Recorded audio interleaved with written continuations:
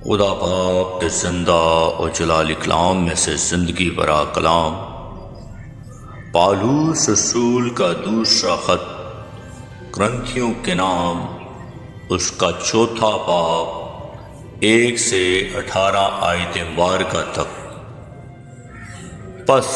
جب ہم پر ایسا رحم ہوا کہ ہمیں یہ خدمت ملی تو ہم ہمت نہیں ہارتے، بلکہ ہم نے شرم کی پوشیدہ باتوں کو ترک کر دیا اور مکاری کی چال نہیں چلتے، نہ خدا کے کلام میں آمیزش کرتے ہیں، بلکہ حق ظاہر کر کے خدا کے روبرو ہر ایک آدمی کے دل میں اپنی نیکی بٹھاتے ہیں۔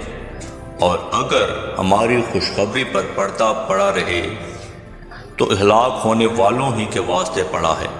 یعنی ان بے ایمانوں کے واسطے جن کی عقلوں کو اس جہان کے خدا نے اندھا کر دیا ہے، تاکہ مسیح جو خدا کی صورت ہے اس کے جلال کی خوشخبری کی روشنی ان پر نہ پڑے، کیونکہ ہم اپنی نہیں بلکہ مسیح یسوع کی منادی کرتے ہیں کہ وہ خداوند ہے،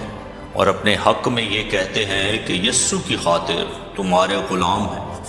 اس لیے کہ خدا ہی ہے جس نے فرمایا کہ تاریکی میں سے نور چمکے، اور وہی ہمارے دلوں میں چمکا، تاکہ خدا کے جلال کی پہچان کا نور یسوع مسیح کے چہرے سے جلوہ گر ہو۔ لیکن ہمارے پاس یہ خزانہ مٹی کے برتنوں میں رکھا ہے، تاکہ یہ حد سے زیادہ قدرت ہماری طرف سے نہیں بلکہ خدا کی طرف سے معلوم ہو۔ ہم ہر طرف سے مصیبت تو اٹھاتے ہیں لیکن لاچار نہیں ہوتے، حیران تو ہوتے ہیں مگر نا امید نہیں ہوتے، ستائے تو جاتے ہیں مگر اکیلے نہیں چھوڑے جاتے، گرائے تو جاتے ہیں لیکن ہلاک نہیں ہوتے۔ ہم ہر وقت اپنے بدن میں یسوع کی موت لیے پھرتے ہیں، تاکہ یسوع کی زندگی بھی ہمارے بدن میں ظاہر ہو، کیونکہ ہم جیتے جی یسوع کی خاطر ہمیشہ موت کے حوالے کیے جاتے ہیں، تاکہ یسوع کی زندگی بھی ہمارے فانی جسم میں ظاہر ہو۔ پس موت تو ہم میں اثر کرتی ہے اور زندگی تم میں،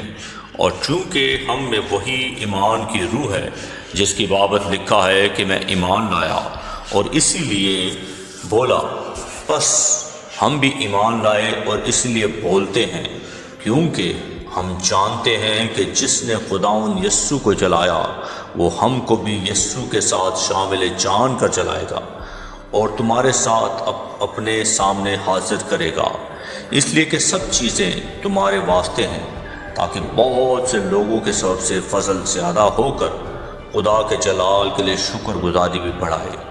اس لیے ہم ہمت نہیں ہارتے، بلکہ گو ہماری ظاہری انسانیت زائل ہوتی جاتی ہے، پھر بھی ہماری باطنی انسانیت روز بروز نئی ہوتی جاتی ہے، کیونکہ ہمارے دم بھر کی ہلکی سی مصیبت ہمارے لیے از حد بھاری اور ابدی جلال پیدا کرتی جاتی ہے، جس حال میں یہ کہ ہم نے دیکھی ہوئی چیزوں پر نہیں بلکہ اندیکھی چیزوں پر نظر کرتے ہیں، کیونکہ دیکھی ہوئی چیزیں چند روزہ ہے مگر اندیکھی چیزیں ابدی ہیں۔ آمین۔ کلام کے پڑھے اور سنی جان پر خداوند کی برکت ہو، خداوند کا شکر ہو۔ آمین۔